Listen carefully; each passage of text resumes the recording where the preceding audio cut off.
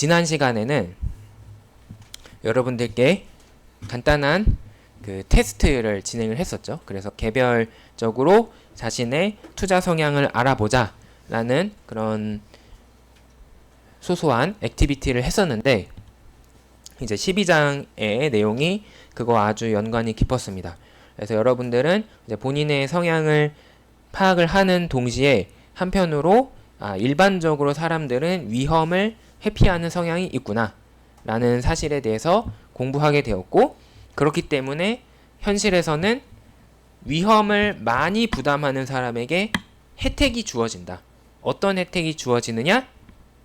더 높은 수익을 가져갈 수 있는 그런 혜택이 주어진다 라는 사실을 공부할 수 있었어요.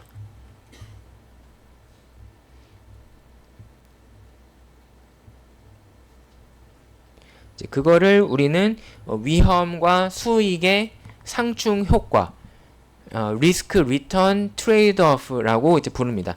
트레이드 오프라는 말은 경제학에서 굉장히 많이 나오는 표현인데, 네가 하나를 얻으면 하나를 포기해야 되는 상황을 이야기할 때 트레이드 오프라는 말이 많이 나옵니다. 그래서 여기서 위험과 수익의 상충이 있다라는 것은 모든 사람이 위험도 줄이고 싶고 그러면서 동시에 모든 사람이 높은 수익을 얻고 싶지만 그 두 가지 목표를 동시에 달성할 수는 없다라는 뜻이에요.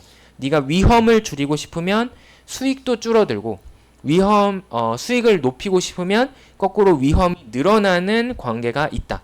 그렇기 때문에 이제 나의 성향에 맞추어서 적절한 지점을 찾아야 된다라는 그런 이야기가 되겠습니다.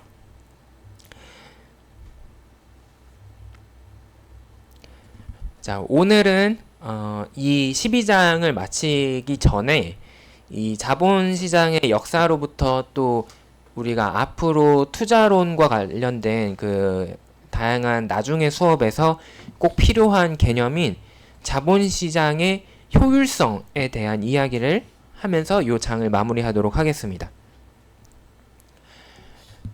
자본시장, 흔히 여러분들이 생각하는 금융시장에서는 자산의 가치가 실시간으로 계속 변하고 있습니다. 오늘 아침에 주가가 어떤 기업의 주가가 9만원으로 시작했다가 1분 만에 95,000원이 되기도 하고, 또 1시간 후에 보니까 또 떨어져서 87,000원이 되기도 합니다. 이렇게 주식, 채권, 이런 금융상품은 금융시장 혹은 자본시장에서 가치가 계속 변하고 있습니다. 그런 변화가 일어나는 두 가지 이유가 있을 수 있어요. 첫 번째, 투자자들이 이 가치를 판단하기 위해서 사용하는 것은 결국 정보입니다. 그래서 지금은 이제 정보화 시대이기 때문에 이제 모든 투자자들이 빠르게 정보를 얻고 그 정보에 기반해서 의사 결정을 내려요. 예를 들면 오늘 아침에 예를 들어서 가상의 상황으로 생각해 보자면, 삼성전자가 예를 들어서 새로운 반도체를 개발했다라는 소식이 퍼지게 된다면 투자자들이 삼성전자에 대해서 더 많은 기대를 할 거고, 그러면 삼성전자의 주식을 많이 사니까 그 수요와 공급의 원리에 의해서 삼성전자의 주가가 상승하겠죠. 이것이 바로 정보가 주식의 가격 등에 반영되는 일반적인 상황이라고 할 수가 있습니다. 근데 그때 두 가지 가능성이 있어요. 첫 번째, 투자자들이 정보가 주어지면 그것을 반영해서 그 자산의 가치를 평가할 수 있지만, 지금 주식시장에서는 매초 매순간 새로운 정보들이 계속 속속들이 알려지고 퍼지고 있기 때문에 계속 그 정보가 업데이트 되면서 이 주가가 변하는 것이다 라고 설명을 할 수 있습니다. 근데 또 한 가지 가능성이 있습니다. 그것은 정보가 주어지더라도 투자자들이 그 정보의 의미를 모르기 때문에 어떤 사람은 비싸게 사기도 하고 어떤 사람은 싸게 사기도 한다라는 거죠. 그래서 동일한 정보를 가지고 있더라도 투자자들 사이에 그 정보를 해석하는 능력의 차이가 있다. 그래서 주식의 가격이 막 확확 변하는 거다. 이렇게 설명을 할 수가 있습니다. 결국은 정보에 의한 것이지만 사람이 그 정보를 해석할 수 있는 능력, 사람이 그 정보의 가치를 판단할 수 있는 능력을 충분히 가지고 있느냐 아니느냐에 따라서 이제 두 가지 다른 해석이 가능한 거죠. 그리고 이 두 번째 경우, 첫 번째 경우인지 두 번째 경우인지 이것에 대한 이야기하는 것을 이제 우리는 효율성이라는 표현으로 이야기를 합니다. 여러분들이 일반적으로 일상생활에서 생각하는 효율적이다 라는 것은 보통 이런 거죠. 내가 일을 하는데 나는 공부를 예를 들면은 뭐 이번 재무관리 이 12장을 공부하는데 나는 2시간을 썼다. 근데 내 옆 친구는 이 12장 공부를 1시간 만에 끝냈다. 그러면은 제가 나보다 효율적으로 공부를 했네. 이렇게 이야기를 하죠. 그래서 여기 일반적으로 생각하는 효율성의 개념은 뭔가 똑같은 결과에 도달하기까지 노력을 덜 들이거나 아니면 시간이 적게 들어가거나 이런 것들을 이야기하는데, 이 금융시장에서의 효율성은 뭐냐면 비슷한데 조금 달라요. 뭐냐면 주어진 정보라는 이 재료들을 가지고 이제 어떻게 결과인 주식의 가격으로 빨리 갈 수 있느냐, 이제 이런 얘기라고 생각을 하면 되겠습니다. 그래서 주어진 정보를 충분히 해석을 해서 빠르게 주식의 가격에 반영을 하는 경우를 우리는 효율적이다 라고 이야기하고, 주식에 대한 정보가 새로 주어지더라도 그게 뭐임, 먹는 거임 하면서 제대로 이해를 못하고 그냥 어영부영하고 있어서 나중에 시간이 지나서야 제대로 그 정보가 반영이 되는 경우를 우리는 비효율적이다 라고 이야기를 해요.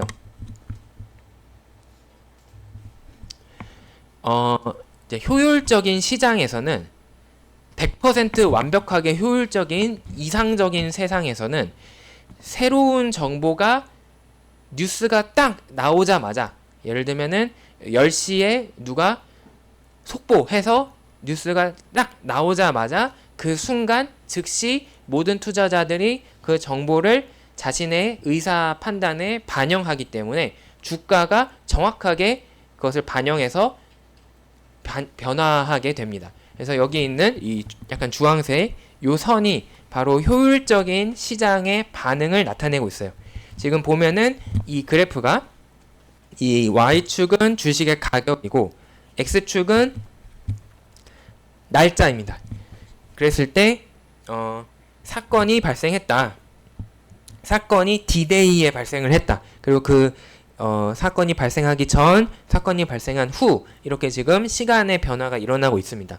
근데 이 D-Day에 어떤 사건이 발생을 했어요. 예를 들면 작년 삼성전자 실적에 대한 이 삼성전자에서 공식적인 발표가 일어났습니다. 그러면 효율적인 시장에서는 그렇게 새로 발표된 과거 작년에 대한 실적에 대한 정보를 즉시 주식에 반영해서 그러므로 주식의 가격은 실적이 좋았다. 따라서 주식의 가격은 그 전까지는 140달러로 생각을 했는데 이제는 180달러로 판단을 해야 되겠다. 이렇게 반영을 해서 변화하게 되는 모습을 확인할 수 있습니다. 하지만 비효율적인 시장에서는 정보를 이해하는 능력이 떨어지기 때문에 두 가지 다른 형태의 양상이 나타날 수 있어요. 첫 번째는 정보가 주어지더라도 그것을 해석하는데 너무나 오랜 시간이 걸려버리는 그런 일입니다. 그래서 여기 노란색으로 점점점 있는 것처럼 이 실적 발표는 이날 이미 이루어졌지만 그것이 최종적으로 주가에 반영되는 데까지는 거의 일주일이 걸려버리는 이런 반응이 있을 수 있는 거죠. 그러면 이런 상황에서는 내가 남들보다 뛰어난 투자자라면 돈을 벌 수 있습니다. 왜냐? 남들은 아직 이 실적이 얼마나 좋았던 건지 제대로 이해를 하지 못하고 있어요. 근데 나는 남들보다 빠르게, 누구보다 빠르게 빨리 삼성전자 주식을 삽니다.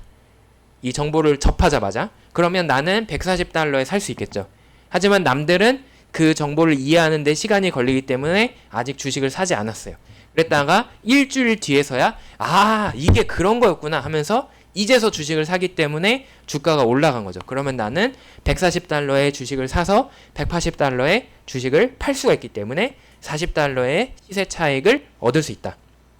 그래서 효율적인 시장에서는 역설적으로 돈을 벌기가 매우 어렵습니다. 왜냐하면 이미 모두가 동일한 공정한 상태예요.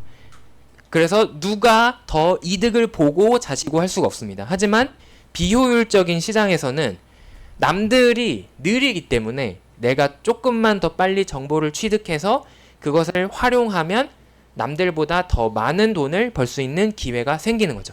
그래서 이렇게 느리게 반응이 일어나는 경우 내가 돈을 벌 수 있습니다. 근데 비효율적인 시장에서는 또 다른 형태의 모습도 관찰할 수 있는데 바로 여기 요 초록색으로 있는 오버 리액션이 발생하기도 합니다. 이제 이 경우는 뭐냐면 삼성전자 실적이 오늘 발표가 되었다. 근데 너무나들 다들 대흥분 상태가 된 거예요. 와, 대박이네. 그래서 너무나 많은 사람들이 오늘 주식을 삽니다. 근데 그게 좋은 소식이긴 했지만 그 정도까지로 좋은 소식은 아니었던 거죠. 그래서 냉정하게 좀 차가운 물로 세수를 하고 생각을 해보면 주가가 올라가는 게 맞지만 200달러까지는 아니야. 하지만 올라가는 건 맞아. 이렇게 판단을 하게 되는 거죠. 그러면은 처음에 흥분해서 이 주식을 샀던 사람들은 너무 비싼 상태에서 주식을 샀기 때문에 이제 거꾸로 손해를 보게 되고, 이제 시간이 지나면 이제 그 흥분이 가라앉으면서 너무 우리가 과민 반응했구나라고 해서 이제 주가가 정상적인 상황으로 돌아오게 되는 그런 경우가 있을 수 있습니다. 자, 이 경우에도 내가 정보를 남들보다 더 빨리 접하고 더 효과적으로 판단할 수 있다면 나는 돈을 벌 수 있어요. 예를 들면 이 사건이 접하자마자 가지고 있던 주식을 이렇게 주가가 올라 버렸을 때 팔아버리면 되는 거죠.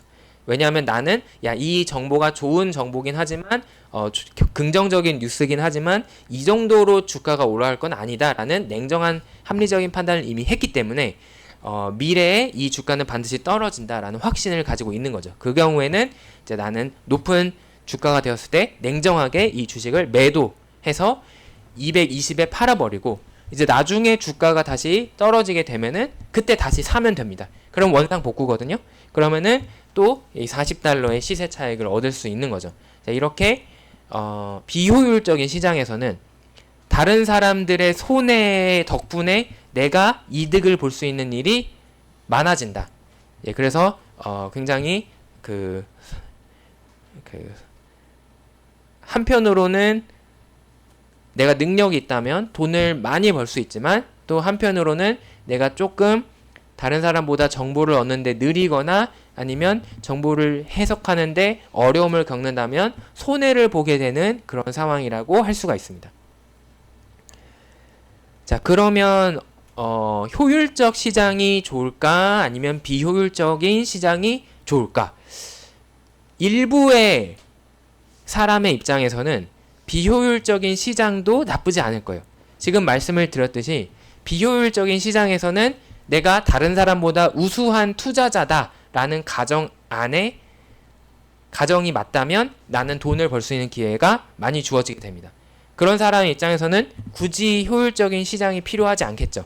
하지만 대다수의 일반적인 투자자 입장에서 생각을 해보면 일반적인 투자자들은 정보를 얻는데 어려움을 겪을 수 있기 때문에 항상 손해를 보게 되는 그런 상황이 발생할 수 있습니다.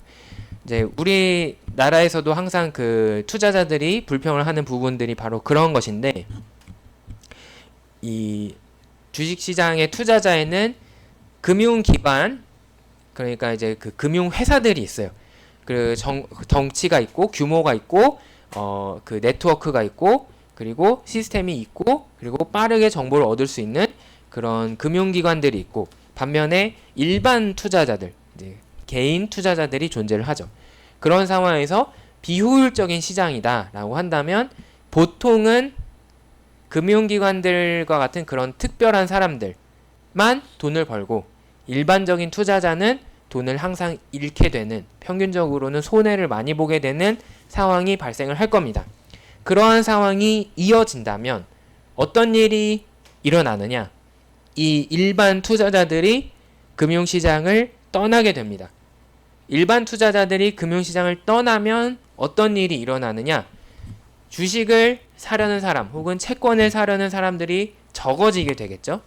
그러면 그것이 어떻게 부정적인 효과가 발생하느냐? 그 주식이나 채권을 통해서 자금을 공급받으려고 했던 기업이 어려움을 겪게 되는 거예요. 우리나라에서 이 주식을 발행을 해서 예를 들면 주시장에 우리 주식을 상장을 해서 그걸 통해서 자금을 얻으려고 했던 벤처 회사, 스타트업 회사, 이런 회사들의 입장에서 그 투자자들을 만나기가 매우 어려워지겠죠. 그러면 그런 기업들이 존재하지 못하게 되고, 그런 기업들이 창출할 수 있는 혁신이 없어지고, 그런 기업들이 고용하는 인력이 줄어들기 때문에 일자리가 줄어들어요. 그러면 우리 경제 전체에 안 좋은 영향이 많이 발생을 하겠죠. 그래서 이러한 이유 때문에 정부와 이 금융시장을 운영하는 사람들 입장에서는 항상 최대한 효율적인 시장을 만들어서 누구나 공평하게 돈을 벌 수 있는 기회를 가질 수 있는 그런 시장을 만들기 위해서 노력을 할 당위성이 존재합니다. 그러면 효율적인 시장이 좋다라고 우리는 일반적으로 이야기할 수 있겠죠. 자, 그러면은 효율적인 정도는 어떻게 이야기할 수 있느냐? 어떤 시장에 대해서 우리는 어느 정도로 효율적이냐를 표현하는 세 가지 다른 표현이 있습니다. 이제 그거를 우리는 묶어서 그 카테고리들을 묶어서 우리는 효율적 시장 가설이라고 불러요. 이제 현실에 존재하는 금융시장이 효율적이냐 아니냐를 표현하는 가설입니다. 왜 가설이라고 하느냐? 이건 증명할 수는 없어요. 이게 효율적으로 이루어지고 있는지 아닌지는 우리가 확인할 수는 없습니다. 왜냐하면 이게 효율적인 것을 보이려면은 사람한테 정보를 인위적으로 주어서 그게 이 주식시장에 얼마나 빠르게 반영이 되는지 확인해야 되는데, 현실에서 그런 거대한 가상의 실험을 할 수는 없겠죠. 그래서 이것은 이론입니다. 그래서 이제 가설이라고 부르는 거고, 이제 거기에 세 가지 종류가 있습니다. 자, 요건 다시 돌아와서 이야기를 하고, 자, 먼저 가장 첫 번째 단계로 도달할 수 있는 효율적인 시장이 있는데, 그것을 우리는 상대적으로 약한 시장 효율성이라고 부르고 있습니다. 약한 시장 효율성은 이제 여기서 여러분들이 오해를 하시면 안 되는 게, 약한 시장 효율성이라고 해서 비효율적이다라는 건 아니에요. 어느 정도 효율적이지만 그 정도가 낮은 정도다라는 뜻입니다. 이 경우에 금융시장은 자산의 금융시장에서는 자산의 현재 가격이 과거의 모든 데이터를 반영을 합니다. 자, 이게 어떤 의미냐? 오늘의 주가를 결정할 때 투자자들은 과거의 이 주가가 어떻게 변화해 왔고 어떻게 움직였느냐라는 것을 충분히 고민하고 오늘의 주가를 판단하는데 의사결정에 참고를 한다라는 뜻입니다. 자, 그러한 시장 효율성이 사실이라면 최소한 주식의 과거 주가는 이미 현재 주가를 결정하는 데 쓰여졌어요. 이제 과거 주가라는 정보는 이미 반영이 되어 있다. 이제 이런 이미 반영이 되어 있다. 이걸 항상 그 금융업계에선 선 반영되었다라는 말로 표현을 하는데, 이미 반영이 되었다라는 것은 그것은 이미 효용이 다 끝났다. 정보가 새로울 게 없다라는 뜻이에요.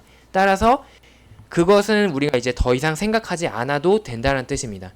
따라서 이 약한 시장 효율성이 사실이라면 주식에서 내가 투자를 할 때 과거 데이터를 볼 이유는 더 이상 없습니다. 왜냐하면 과거 데이터는 이미 판단이 끝났기 때문에 그거는 내가 보지 않아도 이미 현재 주가에 들어가 있으므로 추가적으로 그것에 분석을 하는 데 있어서 내가 노력을 기울일 필요가 존재하지 않는 거예요.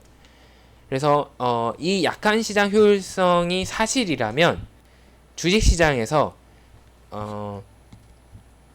어떤 사람들이 주장하는 것은 틀린 말이 됩니다. 어떤 사람들이 어떤 것을 주장하냐면 기술적 분석이라는 것이 가능하다라는 이야기를 하는데, 이제 여기서 기술적 분석이라는 것은 뭐냐면 주식의 차트를 보면 5월 21일, 5월 22일, 5월 23일 이렇게 날짜가 있을 때 주식의 차트를 보면은 뭐 여러분들도 뭐 요런 뭐 그래프들을 막 봤을 거예요. 이제 이런 그래프가 나타내는 것은 그날의 주가가 어떻게 움직였느냐라는 것을 나타내는 건데, 이 기술적 분석을 주장하는 사람들은 이러한 차트, 이 그래프에서 어떤 패턴을 찾을 수 있다라고 주장을 합니다. 그래서 이런 예를 들면 이런 패턴이 온다면 뭐 그 이후에는 이렇게 될 거고, 이런 식으로 자신 나름들의 스토리 혹은 그 이론이 있어요. 그치만 그것을 왜 우리가 기술적 분석이라고 부르냐면, 그것은 이 회사 자체가 가지고 있는 펀더멘털한 기초적인 그 재무 정보에 기반하는 것이 아니라 순전히 이 차트가 어떻게 움직일 거다라는 분석만 하기 때문에 약간 테크니컬하다라고 해서 이제 기술적 분석이라고 부릅니다. 하지만 만약에 약한 시장 효율성이 사실이라면 기술적 분석은 의미가 없다.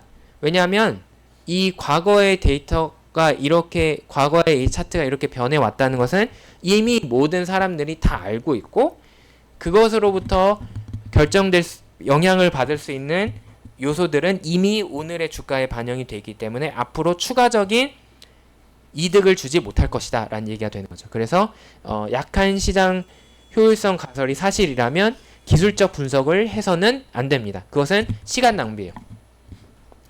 두 번째, 더 효율적인 시장이 되면 우리는 준강형 시장 효율성에 도달했다 라고 이야기를 할 수 있습니다. 이것은 좀 이제 중간 정도가 되겠는데, 이 경우는 어떤 정도를 의미하냐면 어떤 자산, 어떤 주식의 현재 가격은 모든 공개된 정보를 반영한다 라고 표현을 할 수 있습니다. 여기서 말하는 모든 공개된 정보는 특히 기업의 회계 정보, 기업의 재무제표, 공시 내역 이런 것들이 반영이 된다라는 뜻이에요. 자, 이러한 준강형 시장 효율성이 사실이라면 또 문제가 발생을 하는데, 이제 문제가 누구에게 가냐면 애널리스트들에게 문제가 생깁니다. 왜냐하면 이제 금융업계에서 증권사나 아니면은 자산운용사의 애널리스트들이 하는 역할은 뭐냐면 기업의 회계 정보, 재무제표 등등을 분석을 해서 이 기업의 주가는 앞으로 어떻게 될 것이다 라는 예측을 제공하는 사람들이에요. 그런데 그 사람들이 기초하고 있는 재무제표 정보는 이미 공개된 정보이기 때문에 이 준강형 시장에서는, 준강형 효율적 시장에서는 이미 주가에 반영이 되어 있다. 따라서 앞으로의 주가 변화에는 더 이상 영향을 미치지 못합니다. 따라서 애널리스트들이 주장하는 이 펀더멘털한 분석들도 의미가 없게 되는 거죠. 이 경우에 이런 내가 재무제표를 분석해서 돈을 벌 수 있는 기회를 탐색한다는 것은 이미 불가능하다. 누구나 다 그 사실을 다 알고 있기 때문에. 그래서 항상 그렇게 됩니다. 그리고 최종적으로 가장 높은 수준의 효율적 시장은 강형 시장 효율성이라는 말로 표현을 하는데, 이 경우는 자산의 현재 가격은 모든 종류의 정보를 반영한다. 지금 준강형과의 차이는, 준강형은 모든 정보긴 한데 공개된이라는 단서가 붙고 있어요. 근데 강형은 그냥 모든 정보기 때문에 강형 시장 효율성에서 더 이미 반영이 된 정보가 뭐냐? 공개되지 않은 정보 또한 이미 주가에 반영이 되어 있다라는 것입니다. 공개되지 않은 정보는 뭐냐면 그 회사에 다니는 임직원만 알고 있는 정보가 되는 거죠. 그래서 투자자 일반적으로 밖에 투자자들은 모르는 정보가 있느냐라고 물어봤을 때 흔히 그걸 우리는 내부 정보라는 말로 표현을 하는데 기업의 일부 사람만 알고 있는 내부 정보가 존재하면 강형 시장 효율성이 아니고 내부 정보도 이미 다 반영이 되어 있다라고 하면은 이제 우리는 그것을 강형 시장 효율성이라고 부릅니다. 그래서 그 경우에는 기업의 내부적인 것만 알고 있는 사람조차도 추가로 돈을 벌 수가 없어요. 왜냐하면 이미 그 정보 또한 주식시장에 다 반영이 되어 있기 때문에. 그래서 강형 시장 효율성에서는 궁극적으로 모두가 이제 동일한 출발선에 쓰게 되는 거죠. 어떠한 노력을 기울이든 간에 내가 다른 사람들을 제치고 나 혼자 돈을 벌 수 있는 기회는 없다. 왜냐, 모든 정보가 이미 주식시장에 다 반영이 되어 있고 모든 사람이 합리적으로 이 정보를 판단을 하기 때문에. 그래서 이 경우는 어떻게 보면은 가장 공정하다고 할 수 있지만 재미가 없는 상태가 되겠죠. 왜냐하면은 노력을 할 필요가 없는 거예요. 이미 주식시장에 대한 주가는 결정이 되어 있는 거죠. 이제 그것에 내가 영향을 미칠 수가 없고 내가 거기서 돈을 벌 수가 없습니다. 그러면 현실은 어떠느냐? 보통 일반적으로 현실에서는 우리들이 접할 수 있는 현실의 주식시장 혹은 자본시장은 약한 시장 효율성과 준강형 시장 효율성의 그 어디 사이인가에 있다라고 보통 이야기를 합니다. 그러니까 이 주식이나 채권의 가격은 이미 과거에 있던 데이터는 과거의 주가가 얼마느냐, 과거의 채권의 가격이 어땠느냐, 이 정도는 이미 모든 사람이 다 알고 있고 그걸로 돈을 꾸준히 버는 것은 어렵다. 그래서 기술적 분석만으로 뭐 20년, 30년 동안 꾸준히 수익을 내긴 어렵다라고 이야기를 합니다. 하지만 이 모든 공개된 정보가 바로바로 제깍제깍 이 주가에 반영되는 정도까지는 아니다. 그렇기 때문에 오늘 새로 재무제표가 발표가 되었다. 새로 실적이 발표되었다라고 한다면 그것을 빨리 분석을 하고 그 의미를 정확하게 찾는다면 다른 사람보다 앞서서 좋은 투자 기회를 찾을 수도 있을 것이다. 네, 그래서 아직은 애널리스트들이 할 일이 있을 것이다 라고 이제 보통은 이제 보고 있습니다. 일반적으로는.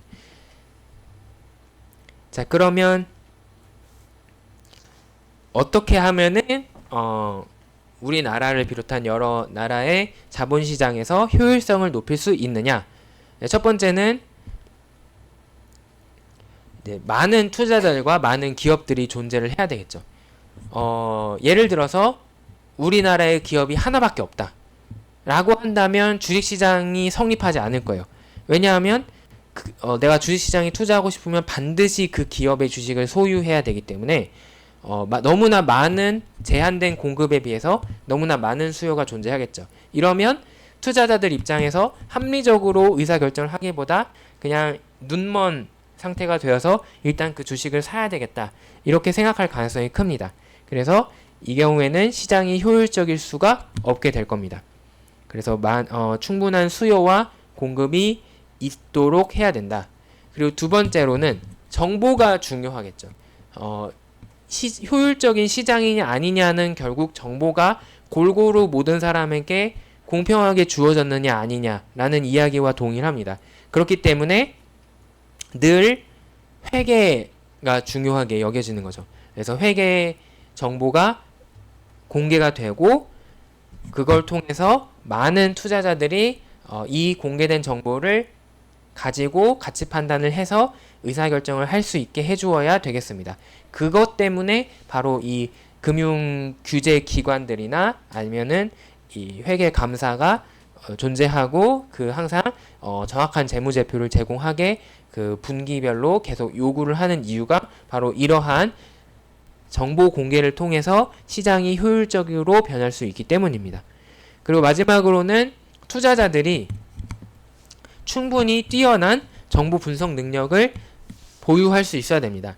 여러분들이 투자를 할 때 그냥 감으로 주먹구구식으로 아니면 다른 사람이 그렇다고 추천을 해줘서 그냥 맹목적으로 투자를 하는 것이 아니라 항상 자기가 투자할 때 충분히 정보를 수집하고 그 정보에 기반해서 합리적인 의사결정을 하고 그 원칙을 지켜가면서 투자를 하는 그런 행태가 필요하다. 그러지 않는다면 아까 봤던 것처럼 과민 반응에서 오버 리액션이 발생할 수도 있거나 아니면은 딜레이가 발생할 수 있기 때문에 그러지 않기 위해서는 이런 정보 분석 능력이 필요합니다. 그래서 여러분들이 투자론과 같은 그런 과목을 공부하고 투자를 해야 되는 이유다라고 할 수가 있겠습니다.